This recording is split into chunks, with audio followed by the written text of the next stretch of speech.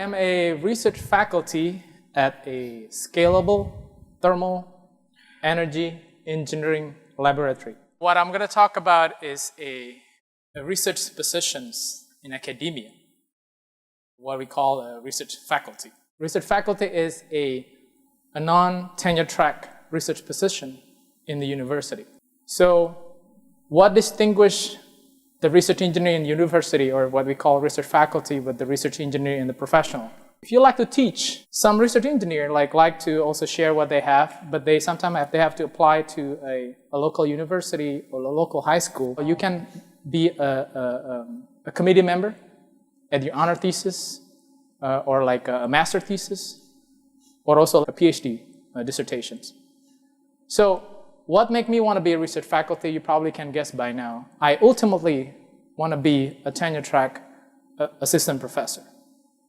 And for those who are postdoc out there, this is kind of like an alternative for you. I want to share you what I learned from my experience 10 years doing research in academia.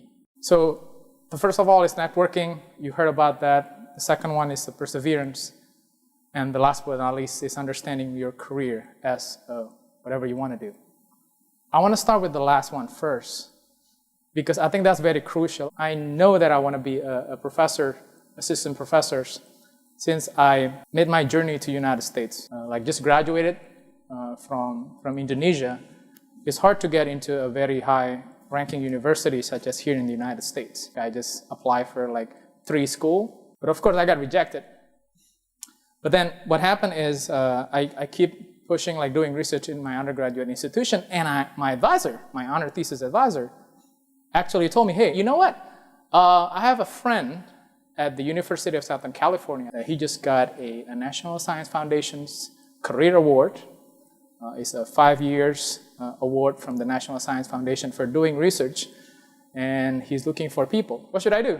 It's like, well, I'm just going to shoot an email, and you can follow up with it. What happened is that guy called me the following day. The first thing that he asked, like, when are you going to come to the United States? I was like, I didn't even apply yet. I was like, well, you better apply. You better apply for everything.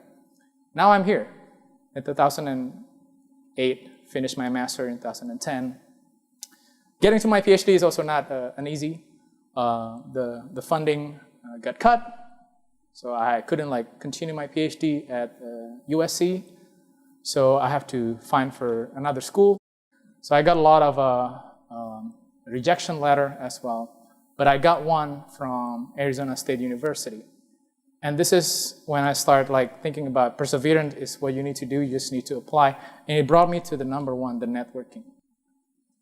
My boss is my buddy when he did his PhD at Berkeley and I was at ASU. And he told me like when he graduated, hey, you're going to work with me. I said, okay, all right. And then he got a job at Georgia Tech, a very prestigious ranking school. And then in 2 years, I graduated. He got funding from the federal agent. He said like, hey, Andre, like you're looking for a postdoc position? Yes, why don't you come here to Georgia Tech and work with me? So I'm here.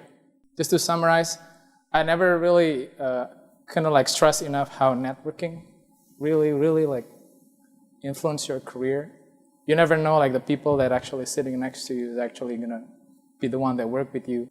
Perseverance, I cannot like stress again, like, you know, sometimes it's hard when you got all those rejection letters, but please be okay with got so many rejection letters, because one success that you get is because like you got like all those failures and it's really helped you out. But last but not least, if you haven't figured it out what you wanted to do, if you have time, just sit down, get away from all the schoolwork, try to figure out what you want to do, and then start paving your career.